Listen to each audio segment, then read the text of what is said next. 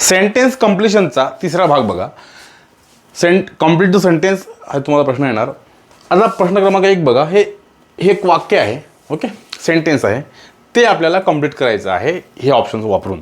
मग आता यात तुम्हाला ग्रामर आणि लँग्वेजचा सेन्स असला पाहिजे, तेव्हा हे समजतं बघा. By the time. ओके, ही आपण एक फ्रेज पकडू. We arrived at the theatre. आता बघा, जेव्हा सब्जेक्ट नंतर V2 येतो कोणत्याही वाक्यात, तो मी जो तुम्हाला टेन्स शिकवलेला आहे पास्ट टेन्समध्ये आणि पास्ट परफेक्ट टेन्समध्ये एक क्लॉज आहे.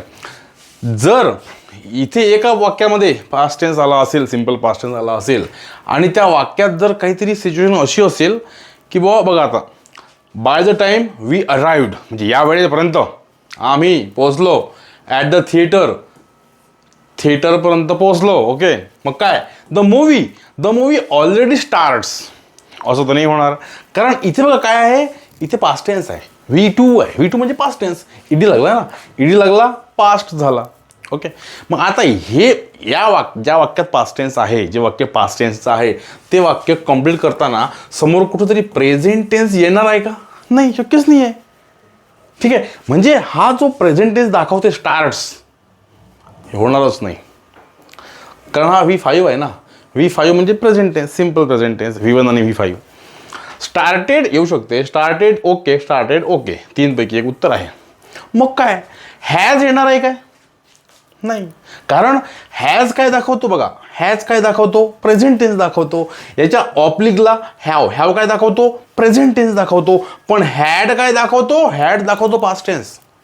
बरोबर आहे. मग आता जसं आपण हे कट केलं, हे ऑप्शन कट केलं की या ठिकाणी स्टार्ट्स आहे, V5 आहे, म्हणजे तो सिम्पल प्रेझेंट टेन्स आहे, तो पास्ट टेन्सच्या वाक्यात येणारच नाही. तसाच हॅज सुद्धा प्रेझेंट टेन्समध्ये येतो, हॅज तो येणारच नाही. आणि मग खाली बघा हॅड, हॅड येईल. खाली बघा विल येणारच नाही. विल हा फ्युचर दाखवतो, पास्ट टेन्सच्या वाक्यात पास्टच पाहिजे, आणि हा पास्ट परफेक्ट आहे, तो परफेक्ट आहे. म्हणजे एका वाक्यात सिम्पल पास्ट टेन्स आणि दुसऱ्या वाक्यात पास्ट परफेक्ट टेन्स.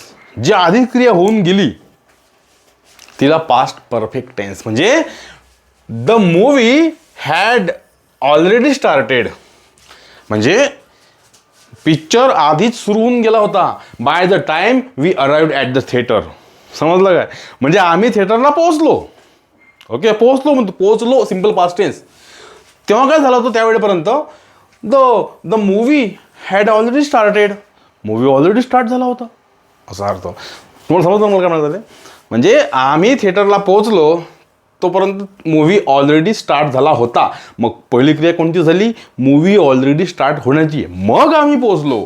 पहिली क्रिया कोणती आहे, मूवी ऑलरेडी स्टार्ट झाला, ती घ्यायची आहे पास्ट परफेक्ट टेन्समध्ये, हॅड प्लस V3 मध्ये घ्यायची. दुसरी क्रिया कोणती आहे, आम्ही तिथं पोहोचलो, अराइव्ड. असं असते सगळं. यासाठी तुमचं बेसिक इतकं पक्क पाहिजे असते. बेसिक पक्क असेल ना, हे सहज समजते, नसेल तर मग कठीण जाते. द सायंटिस्ट वॉज आहे ना, या समोरच्या वाक्यामध्ये कधीही प्रेझेंट किंवा फ्युचर टेन्सचं कोणतंही साईन दिसलं ते कट करून टाका. इथे बाय द क्वांटम ओके ठीक आहे, इथं टेन्सचा विषय नाही आहे म्हणून. नाही तर मग मी काय म्हटलं, तर पास्ट दिसलं ना की समोर पास्टच पाहिजे, फ्युचर किंवा प्रेझेंट चालणार नाही. पण हा विषयच वेगळा आहे actually. The scientist was awarded. सायंटिस्टला वॉज वेअर नंतर तसं V4 येते, म्हणजे ING येते, म्हणजे am is are was were नंतर व्हर्बला ING लागते. पण इथे V3 लागलेला आहे, म्हणजे हा पॅसिव्ह वॉइस आहे.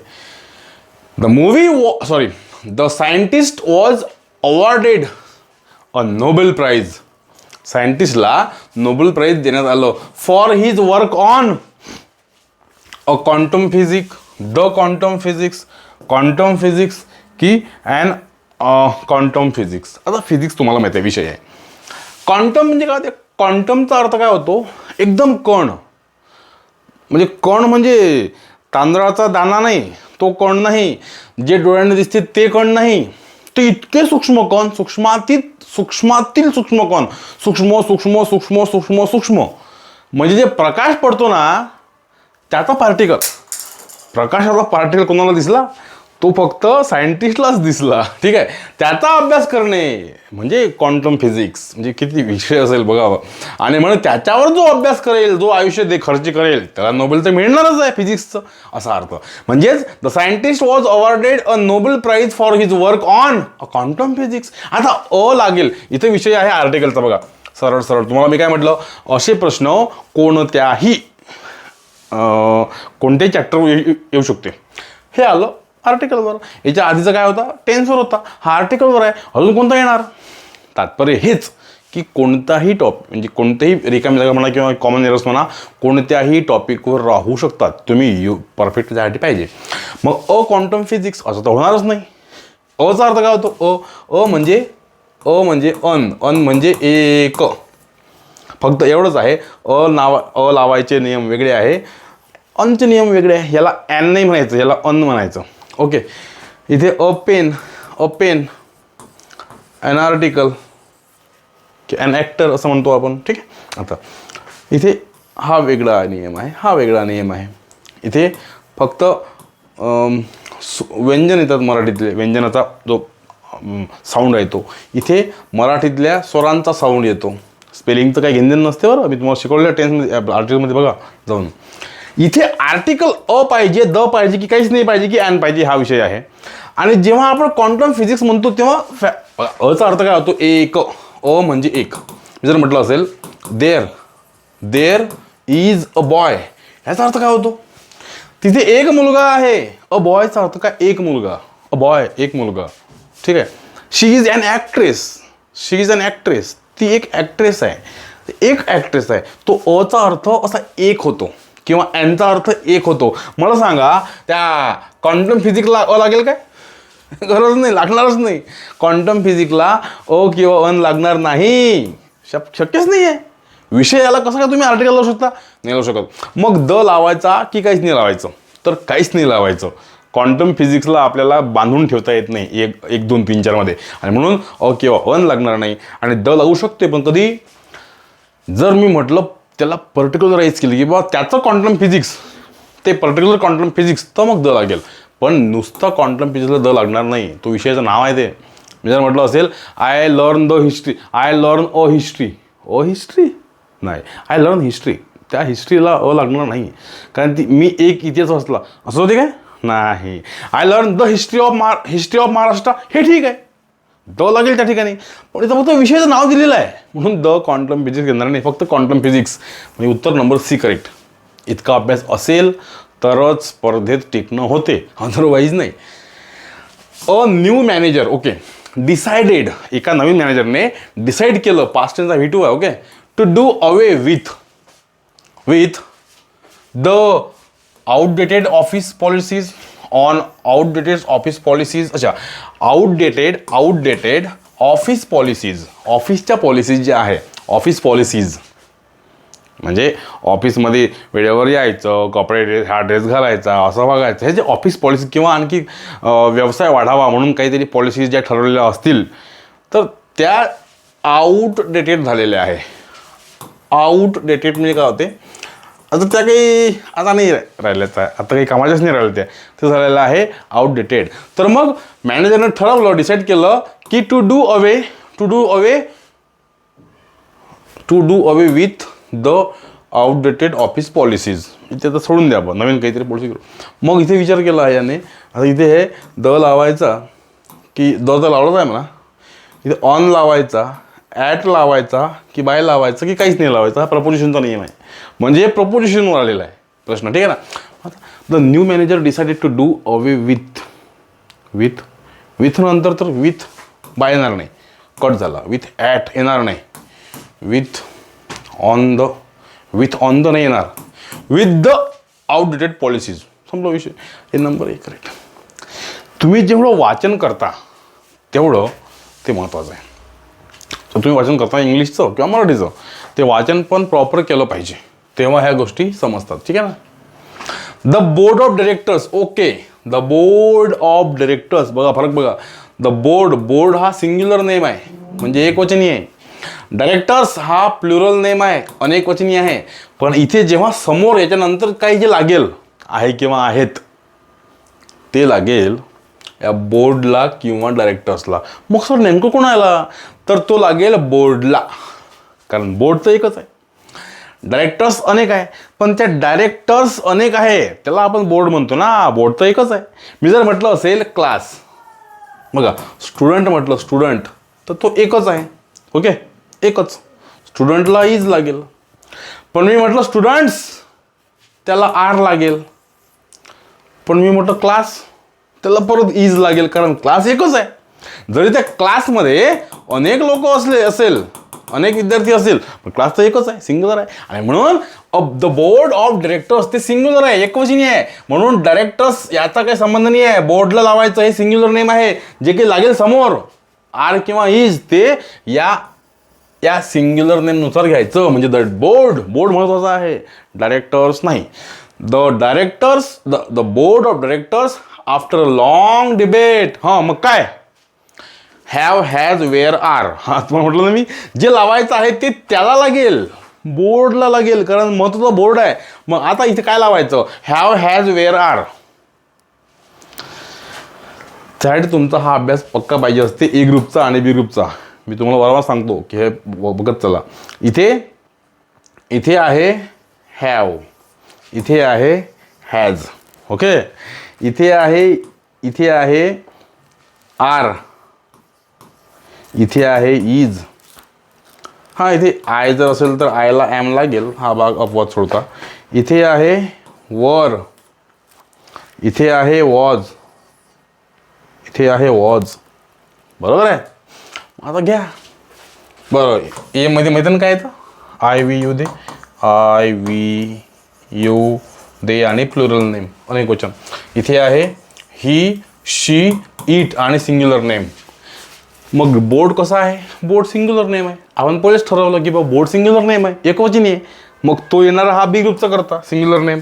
मग त्याला लागेल हॅज. बघा हॅज. हां, हॅव कापा, कारण हॅव इकडे आहे. हॅवेअर कापा, वेअर इकडे आहे. आर कापा, आर इकडे आहे. उरला फक्त हॅज. इतका अभ्यास मित्रांनो आपला असलाच पाहिजे प्रत्येक गोष्टींचा. द हेडमास्टर, ओके, सिंग्युलर आहे, करता बी ग्रुपचा आहे. तुम्हाला पहिले सांगितलं ए आणि B. The headmaster along with the headmistress. अच्छा, इथं काही टेन्स नाही आहे. इथे आहे नाऊनवर. बघा, पार्ट्स ऑफ स्पीचवर प्रश्न आलेला आहे. नाऊनमधला तो जेंडर भाग आहे, जेंडर, त्याच्यावर प्रश्न आलेला आहे, ह्या जेंडरवर. म्हणजे इथे तुम्हाला लिंग विचारलेलं आहे की हेडमास्टर सोबत कोण राहील बा. आपण म्हणतो आपल्या गावातल्या भाषेत, एखादा मास्तर असला त्याची बायको मास्तरीन, डॉक्टर बायको डॉक्टरीन असं म्हणतो. मग हेडमास्टरचं काय होते? हेडमिस्ट्रेस. हेडमिस्ट्रेस, बरोबर आहे. मास्टरेस नाही, हेड मास्ट्रेस नाही, मिस्ट्रेस. लेडी हेड मास्टर नाही, लेडी गव्हर्नर चालते. लेडी हेड मास्टर नाही, गव्हर्नर, लेडी गव्हर्नर चालते. पण head master, lady head master नाही, हेड मिस्ट्रेस. ठीक आहे. म्हणून इथे हेड मिस्ट्रेस हे करेक्ट आहे. The headmaster along with the head mistress welcome the guest. Despite the dark cloud. Despite म्हणजे काय होते? असे असून सुद्धा. डिस्पाइट द डार्क क्लाउड म्हणजे घनदाट आभाळ असताना सुद्धा. मग काय? It must not rain today. It might not rain today. It cannot rain today. It will not rain today. आता बघा फरक बघा. याचा अर्थ काय होतो? Despite dark clouds. Despite the dark clouds म्हणजे इतकं घनदाट आभाळ आलेलं असताना सुद्धा आपण काय म्हणू? पाणी नाही आलं बा. Must not rain today. आज बघा तुम्हाला काय याचा अर्थ माहीत असला पाहिजे. मस्टचा, माईटचा, कॅनॉटचा किंवा विलचा, तेव्हाही समजते. मस्ट म्हणजे पडणारच नाही, पडणारच नाही बा. माईट कदाचित पडणार नाही. कॅनॉट पडू शकत नाही, पडू शकत नाही. विल नॉट पडणार नाही, पडणार नाही. तुम्हीच सांगा आता. हा, घनदाट म्हणजे आभाळ पूर्ण काळं झालं, ढग आले, तरी पण म्हणजे डिस्पाइट, तरी पण इतके ढग येऊन सुद्धा आपण काय म्हणतो? इतके ढग आले पण पाऊस कदाचित पडणार नाही, ढगं निघून जाईल तिकडे म्हणतो ना आपण, असं कदाचित म्हणतो ना, कदाचितला स्कोप राहते, कदाचित पडणार नाही बा किंवा पडू शकते, मला काय माहीत. पण आपण जर म्हटलं पडणारच नाही, पडू शकत नाही, पडणार नाही, हे नाही शकत. सेन्स बघा, या इंग्लिशचा सेन्स बघा. सेन्स काय सांगतो की इट माइट नॉट रेन. हा पाऊस दिसते, मला माहीत आहे खूप पाऊस आला, म्हणजे सॉरी ढगं दिसते, वातावरण दिसते, पण असं वाटत नाही बा येणार बा, कदाचित देऊ शकते, कदाचित देऊ शकत नाही, म्हणून माईट चालतो. माईट बरोबर आहे. असे प्रश्न पेपरला प्रश्न आहेत बघा.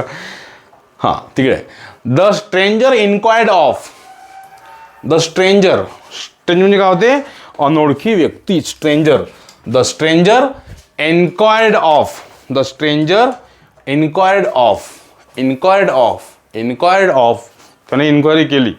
आता हे डायरेक्ट इनडायरेक्ट स्पीचमधला टॉपिक आहे. The stranger inquired of me. त्याने मला इन्क्वायरी केली की, त्याने मला इन्क्वायरी केली की इथे व्हेअर दिलेला आहे. तसं तर दॅट पाहिजे असते, पण दॅट नाही आहे, कारण जर त्याने इन्क्वायरी केली तर तो मला प्रश्न विचारेल ना. आपण काय म्हणतो, हां त्याने इन्क्वायरी केली. इन्क्वायरी करणं म्हणजे काय, प्रश्न विचारणे, बरोबर आहे. मग आता प्रश्न विचारण्यासाठी त्याने व्हेअर केलं, बरोबर आहे, व्हेअर. कारण जेव्हा प्रश्न असतो डायरेक्ट सेंटेन्समध्ये, तेव्हा खाली जेव्हा आपण इनडायरेक्ट सेंटेन्स लिहितो तेव्हा दॅट या कंजंक्शन ऐवजी आपण व्हेअर लावतो, किंवा जो वर्बल जो डब्ल्यूएच वर्ड आहे तो लावतो आपण. ठीक आहे, ज्यांचा अभ्यास आहे त्यांना बरोबर समजून राहिलं, पण ज्यांचा अभ्यास नाही आहे त्यांना समजून राहिलं नसेल, पण ठीक आहे, काही हरकत नाही. सरळ सरळ काय व्हेअर व्हेअर व्हेअर आहे ना, ओके. आता आपण फरक बघा, जरी अभ्यास नसला आपला तरीही अंदाज लावता येतो उत्तर कोणतं बरोबर राहील. ठीक आहे, बघा आता द स्ट्रेंजर एन्क्वायर्ड ऑफ आहे, ईडी लागला. ईडी लागला म्हणजे तो पास्ट टेन्स आहे.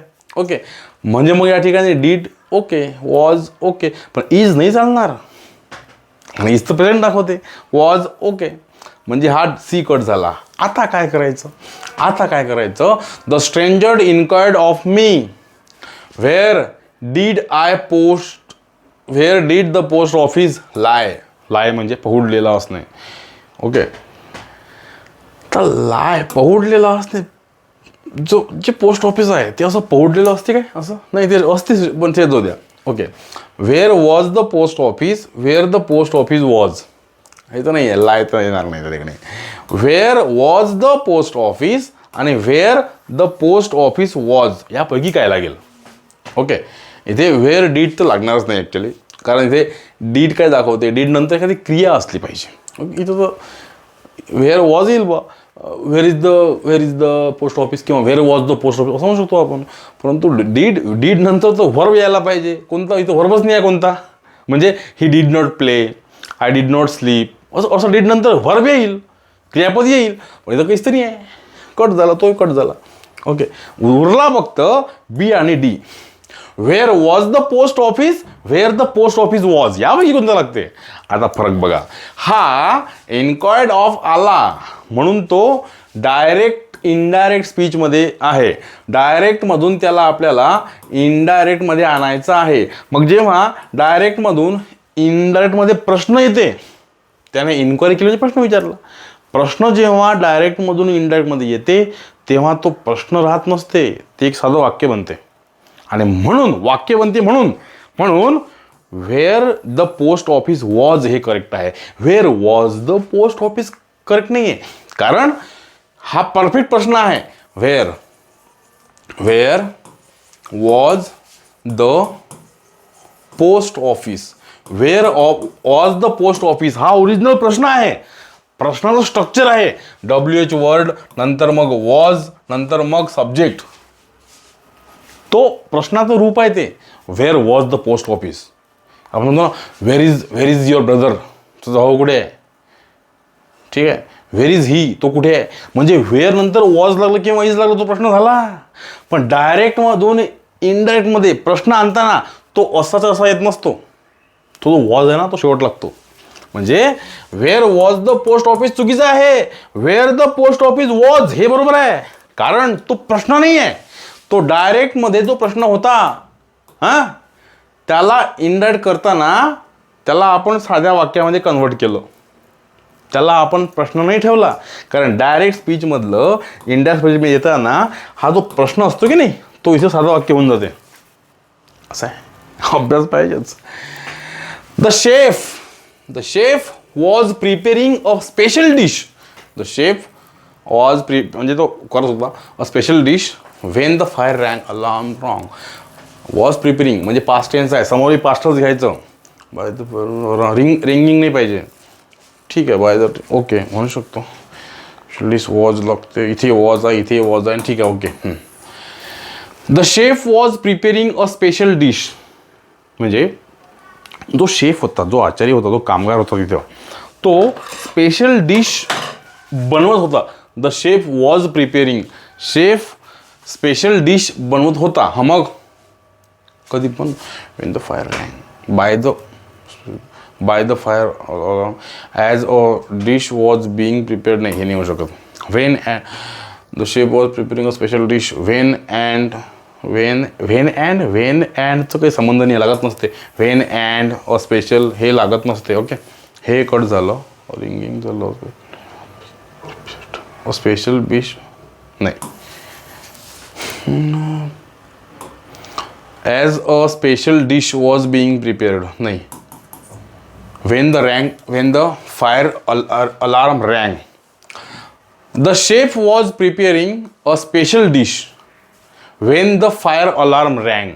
म्हणजे जेव्हा फायर अलार्म वाजला तेव्हा काय झालं, the chef was preparing a special dish. म्हणजे जेव्हा तो स्पेशल डिश बनवत होता, the chef was preparing a special dish. जेव्हा म्हणजे the chef was preparing a special dish, the chef was तो बनवत होता तेव्हा अलार्म वाजला. सिम्पल वाजला, पास्ट टेन्स. रँग दाखवतो पास्ट टेन्स. म्हणजे the chef was preparing a special dish when the fire alarm rang, जेव्हा वाजला तेव्हा तो बनवत होता. बघा फरक बघा, जेव्हा मी म्हणतो व्हेन नंतर सिम्पल पास्ट टेन्स, ओके, नंतर मग सिम्पल पास्ट टेन्स नियम आहे. ओके, आणि व्हेनचा दुसरा नियम असा आहे, when plus simple past plus past continuous plus past continuous. Okay, while नियम लिहून घे जा. व्हाईलचा नियम आहे, व्हाईल नंतर past continuous plus past continuous. आणि दुसरा नियम आहे व्हाईल सोबत past continuous plus simple past. Okay, हां, आता बघा, व्हेनचा अर्थ काय होतो, जेव्हा तेव्हा, आणि व्हाईलचा अर्थ काय होतो, करत असताना, करता, एखादं काम करत असताना असा अर्थ होतो. व्हेन म्हणजे जेव्हा तेव्हा, व्हाईल म्हणजे करत असताना. समजलं? मग व्हेन सिम्पल पास्ट. व्हेन पहिलं when I came, when he came म्हणू आपण. When he came she smiled, जेव्हा तो आला ती हसली. म्हणजे व्हेन सोबत दोन्ही सिम्पल पास्ट टेन्स, दोन्ही लहान लहान क्रिया. दुसरी क्रिया ही simple past plus past continuous tense. When he came, बघा सिम्पल पास्ट म्हणजे लहान वाक्य, आणि हे पास्ट कंटिन्युअस टेन्स म्हणजे मोठं वाक्य. व्हेन ही केम, जेव्हा तो आला तेव्हा. शी वॉज स्माइलिंग, ती हसत होती. ती हसली छोटी क्रिया, ती हसत होती मोठी क्रिया, असा अर्थ. ठीक आहे, म्हणजे बघा, when he came she smiled, जेव्हा तो आला ती हसली. व्हेन ही केम जेव्हा तो आला ती हसत होती, ती झोपत होती, ती अभ्यास करत होती, ती जेवण करत होती. म्हणजे हेच वाक्य समजा आपण जे घेतलं आता, the chef was preparing a special dish, म्हणजे शेफ स्पेशल डिश बनवत होता.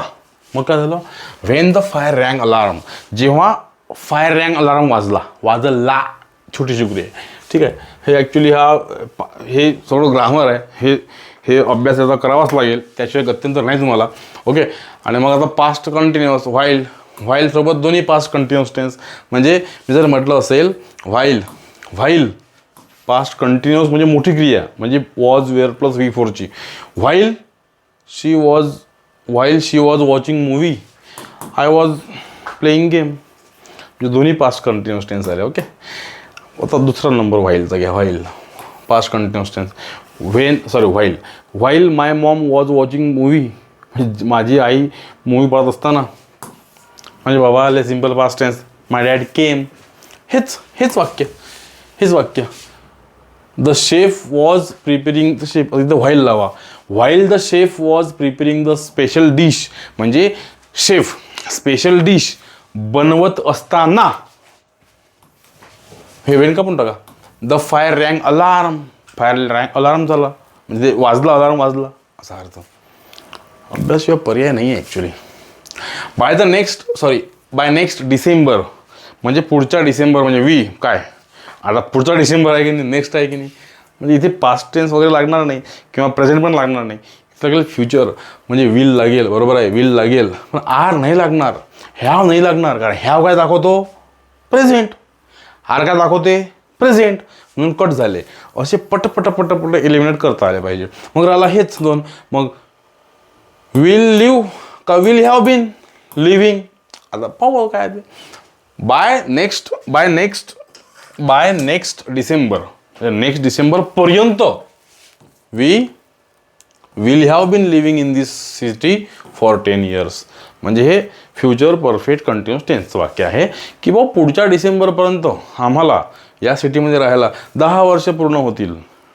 Bye next December we will have been living in this city.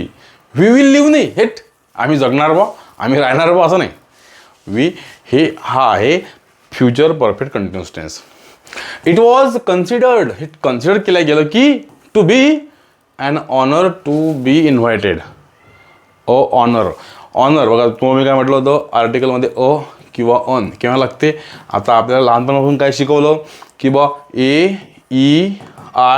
AEIOU असं असेल तर अन लागते, नाहीतर मग साध्याला जे असेल त्याला बा लागते. हे आपल्याला लहानपणी शिकवलं, कारण ते तेव्हा आपण ती कंडिशन तशी असते, आपण डोक्यात काही फार जात नाही म्हणून ते शिकवलं. आता नियम बघा, इथं कसं आहे, स्पेलिंगचा विषय नाही आहे. अन किंवा लागेल मराठीतल्या जे आपले स्वर आहे आ इ उ ए ऐ ओ औ अम हा, या स्वरांनी जर शब्दाची सुरुवात झाली तर त्याला अन लागेल. स्पेलिंगचं महत्त्व नाही. आणि जे क ख ग ग ङ छ छ छ हे जे व्यंजन आहे मराठीतले, यांच्या व्यंजनाच्या साऊंडने जर सुरुवात झाली एखाद्या शब्दाची तर त्याला अ लागेल. म्हणजे पेन म्हटलं तर प लागते, म्हणून पेन आपण म्हणतो. ओके. बोर्ड म्हणतो ब लागला. हाऊस म्हणतो याचे लागला. ओके. हो कुठे आहे, व्यंजनात आहे. पण अन कधी लागते, जेव्हा उच्चार येईल तेव्हा. ॲन ॲक्टर, बरोबर आहे. ॲन एलिफंट ॲक्टर आ इ उ ए ऐ ओ अम हा हे जर असेल तर तुम्हाला ॲन लागेल, बरोबर आहे. आता बघा, आता स्पेलिंगवर येऊ. मी जर म्हटलं असेल स्पेलिंग जरी एचने सुरुवात झाली पण त्याचा उच्चार कसा आहे, अवर आहे, अवर. मग काय आहे, आहे स्वर, म्हणून त्याला ॲन आर असं लागते. स्पेलिंग आहे म्हणून. पण इथं म्हटलं युनिटचं स्पेलिंग तर यू आहे. मग आपल्या लहानपणाच्या बुद्धिमत्तेनुसार ॲन लागायला पाहिजे, पण त्याला काय लागते, युनिट लागते. का बरं, कारण स्पेलिंग जरी यू असेल पण सुरुवात आहे युनिटने. युनिटमधला य बाहेर निघते. य आहे मराठी व्यंजन, म्हणून त्याला लागते. म्हणून इथे ऑनर आहे, ऑनर. याला आपण हॉनर नाही म्हणत, याला आपण ऑनर म्हणतो. ऑनरला बाहेर येतो, स्वर बाहेर आहे, म्हणून ॲन लागते. त्याला द किंवा नाहीच लागणार असं नाही, म्हणून ॲन ऑनर हे करेक्ट आहे. ओके, चलो. She said a natural aptitude she has म्हणजे प्रेझेंट टेन्स झाला. She has a natural aptitude at learning languages with learning languages for learning इथं हाय प्रपोजिशनवर. तर she has a natural aptitude, तिच्याकडे नॅचरल बुद्धिमत्ता आहे, नैसर्गिक बुद्धिमत्ता आहे. She has a natural aptitude at learning, at तर लागणार नाही, with learning for learning language. For म्हणजे काय होते, करिता, साठी किंवा करिता किंवा साठी. She has a natural aptitude for the learning languages, म्हणजे फॉर लर्निंग लँग्वेजेस म्हणजे लर्निंग म्हणजे लँग्वेज शिकण्यासाठी तिच्याकडे नॅचरल बुद्धिमत्ता आहे. The furniture in the old house म्हणजे आमचं हे ओल्ड हाऊस आहे, जुनं घर आहे, यामधलं जे फर्निचर असेल, ओके हां ते, त्याला वेअर मोस्टली अँटिक लागेल, antique are mostly antique, mostly antique तर आहेच, मेन मुद्दा आहे वेअर लागेल, आर लागेल, इज लागेल की ह्यावं लागेल बुवा. तर बघा आपल्याला वाटेल फर्निचर म्हणजे काय, अनेक गोष्टी असते, पण नाही, फर्निचर एकच आहे, त्याला इजच लागेल, फर्निचरला इजच लागेल. फर्निचरला आर लावायचा नाही, कारण ते सगळ्या गोष्टींना आपण फर्निचर म्हणतो, त्याला एकच नाव आहे फर्निचर, म्हणून त्याला इज लागेल. The commander ordered his soldier, कमांडरने ऑर्डर दिली, ओके मग काय झालं, पास्ट टेन्स आहे.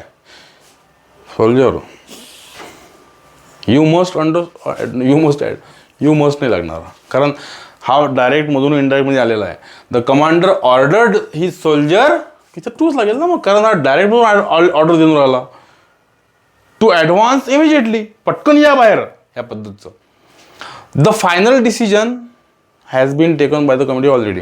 हां, ऑलरेडी जर असेल वाक्यात तर ते वाक्य पास्ट परफेक्ट टेन्सचं असते किंवा प्रेझेंट परफेक्ट टेन्सचं असते, पास्ट नाही.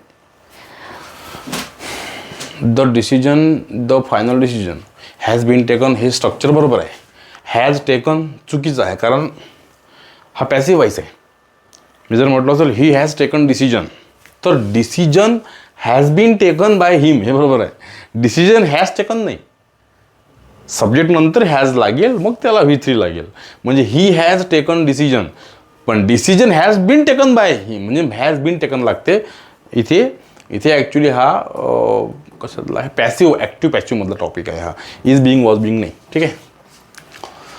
If you invested in that company last year म्हटलं म्हणजे पास्ट टेन्स झाला, ओके. इफ यू इन्व्हेस्टेड म्हटलं तर पास्ट टेन्स झाला. If you invested in that company last year you will, बघा वाक्यात जर पास्ट टेन्स असेल तर समोर विलचं वूड होते, हां, मेचं माईट होते, कॅनचं कुड होते.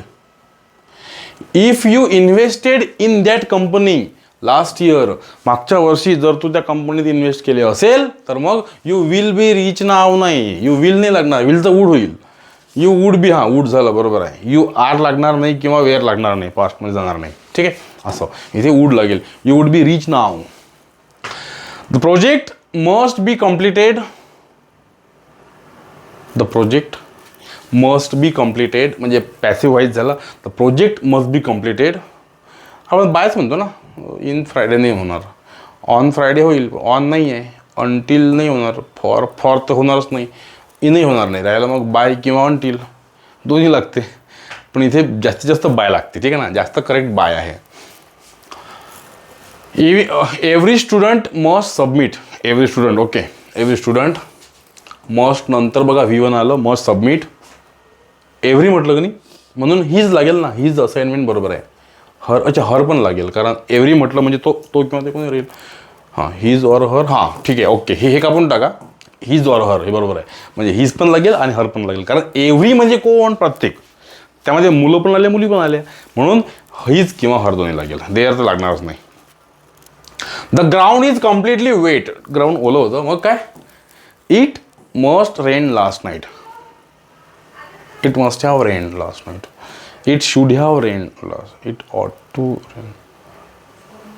ग्राउंड जर ओलं असेल तर मग ग्राउंड ओलं आहे, the ground is completely wet, okay, मग काय, it must have rain, it must rain last night. Last night म्हणते की नाही, मस्ट रेन नाही येणार, कारण आपण जर म्हटलं इट मस्ट रेन, आता पाऊस आलाच पाहिजे असं त्याचा अर्थ होतो, पण मस्ट हॅव बीन रेन येऊन गेलेलाच असेल म्हणून तर ग्राउंड ओला आहे. पाऊस येऊन गेलेला असेल, एखादी क्रिया होऊन गेलेली असेलच म्हणून यू मस्ट म्हणजे मस्ट हॅव रेन. मी जर म्हटलं असेल he must have he must have come, अरे तो आलेला असेलच.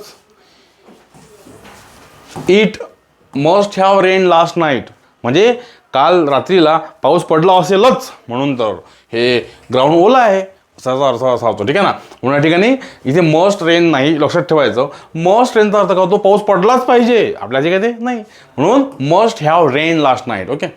आता ही एक्सक्लेम म्हणजे काय होते, हा ॲक्च्युली स्पष्ट करण्याचा विषय आहे. ही एक्सक्लेम म्हणजे स्पष्ट करणे, स्पष्टीकरण देणे.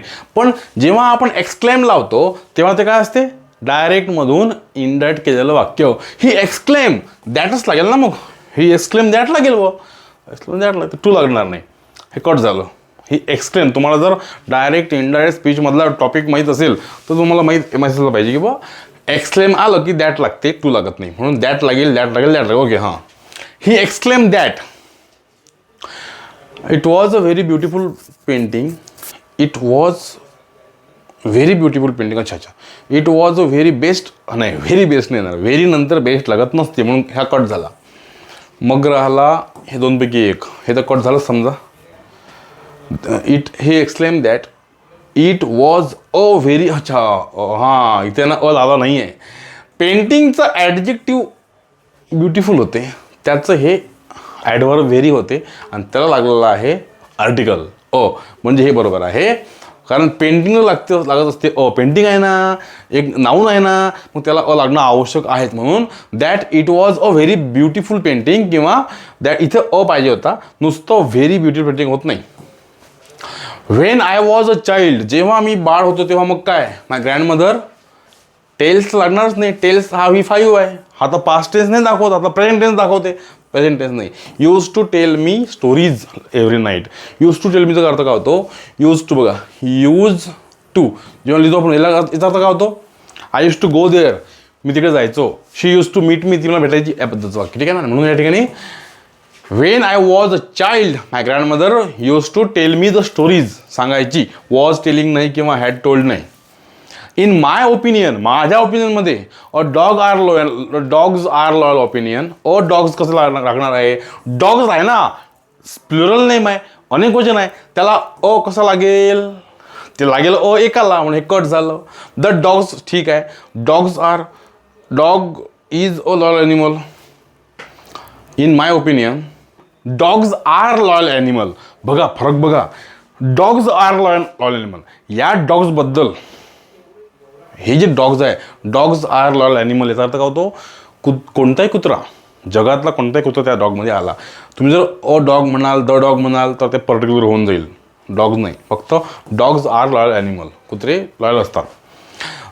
The annual conference, okay, the annual conference will be held, okay, at the grand hotel Mumbai, on the grand hotel by the, अच्छा ॲट लागेल, हॉटेल आहे ना, एक ठिकाण आहे ना, म्हणून त्याला ॲट लागेल, ऑन इन किंवा बाय लागणार नाही.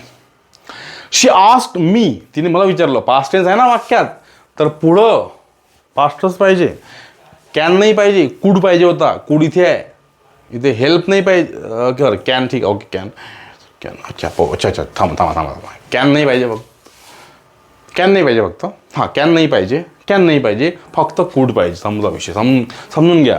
शॉर्टकट जर पाहिजे असेल उत्तर, तशी आस पास आहे ना, समोर विल नाही पाहिजे, वूड पाहिजे, कॅन नाही पाहिजे, कुड पाहिजे, मे नाही पाहिजे, माईट पाहिजे, अशा पद्धतीचं. I can't find my keys, अरे माझ्या चाब्या कुठून दिसून नाही राहिल्या. I can't find, I think मी हरवलेलं असेल, I think I lost them, I think I have lost them, I lost them म्हणजे पास्ट टेन्स होते. आय हॅव लॉस्ट देम म्हणजे मी त्याला आत्ता हरवलेलं असेल, कुठेतरी दिसून नाही राहिल्या, आता कुठेतरी गेल्या. रिसेंटली घडलेली क्रिया प्रेझेंट परफेक्ट टेन्सने दाखवते, पास्ट टेन्सने नाही. ओके, आय हॅड लॉस्ट हे होणार नाही. द लँडलॉर्ड अँड द, हां इथं परत आलं ते आपलं ते हेडमास्टरसारखं, landlord and the land lady, lordess नाही, लँड वाईफ, लँडलॉर्ड नाही, land lady, landlord land lady, तुमचं हे शब्द माहीत असले पाहिजे तुम्हाला. कोणाच्या फिमेलला काय म्हणते, कोणाच्या घराला काय म्हणते, कोणाच्या पिल्लाला काय म्हणते माहीत असले पाहिजे. ठीक आहे, असे प्रश्न आहेत सगळं. एकंदरीत अभ्यास करत चला, काही अडचण झाली मला विचारत चला. ठीक आहे, आणि सगळे लेक्चर्स बघा, जे लेक्चर्स यायचे राहिले ते येणार आहे लगेचच. ठीक आहे, आणि काही जणांना विचारत चला, मित्रांसोबत हे ॲप शेअर करा. ठीक आहे, थँक्यू.